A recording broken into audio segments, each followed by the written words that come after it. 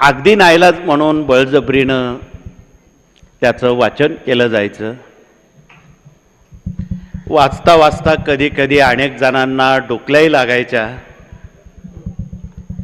बऱ्याच जणांनी मला सांगितलं की मल्हारी महात्मा हातात घेतला की झोपच येते. म्हटलं बरं आहे, ज्यांना झोपा येत नाही त्यांच्यासाठी हा एक संयुक्तिक ग्रंथ असेल. परंतु झोप येण्याचे दुसरे प्रकार किंवा दुसरा प्रकार जो आहे तो नसावा.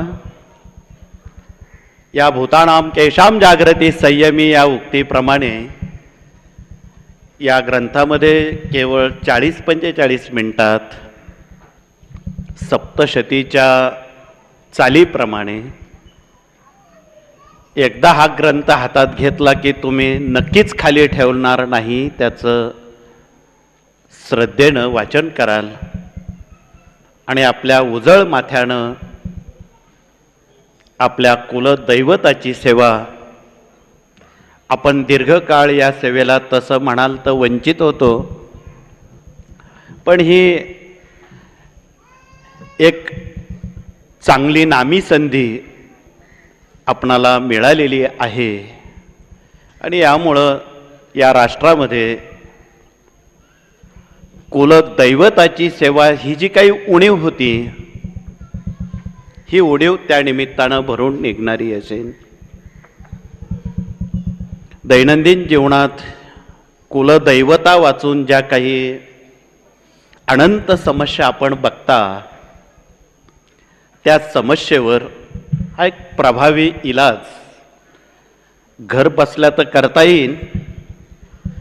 परंतु या सेवेच्या स्पर्धेत जसं आमच्या भगिनी गेली अनेक वर्ष एकमेकीच्या घरी स्वामी चरित्र सप्तशती वाचतात, तशी पुरुष वर्गाला एक नामी संधी प्राप्त झालेली आहे की पुरुष लोकांनी एकमेकाच्या घरी जर हा ग्रंथ वाचला तर त्याचा केवढा मोठा लाभ राज्यातल्या सगळ्या कुटुंबियांना मिळणार आहे हे सांगायचं काही कारण नाही. त्यामुळं पुरुष माणसं एकमेकाला जोडले जातील हा तर एक भाग आहे. तथापि कुटुंबामध्ये कौटुंबिक वातावरण ज्यावेळी दूषित होतं, विचलित होतं, बाप बेट्यांचं जमत नाही,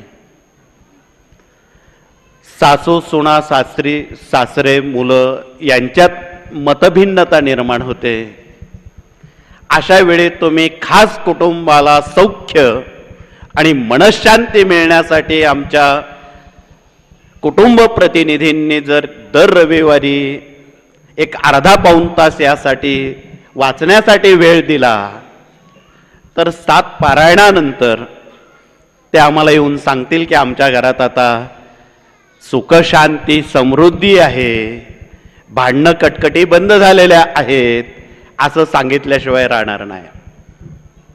म्हणून आपण आपल्या प्रत्येकाच्या हितासाठी कुलदैवताची सेवा आपण कृपया उजळ माथ्यानं करावी. आणि ही एक खूप मोठी पर्वणी कुलदैवताच्या सेवेत सहभागी झालेली आहे. उद्याच्या मार्गशीर्ष महिन्यात षडनवरात्र आहेत. आपण अज्ञानपणानं जुन्या रूढी क्रमित करतो.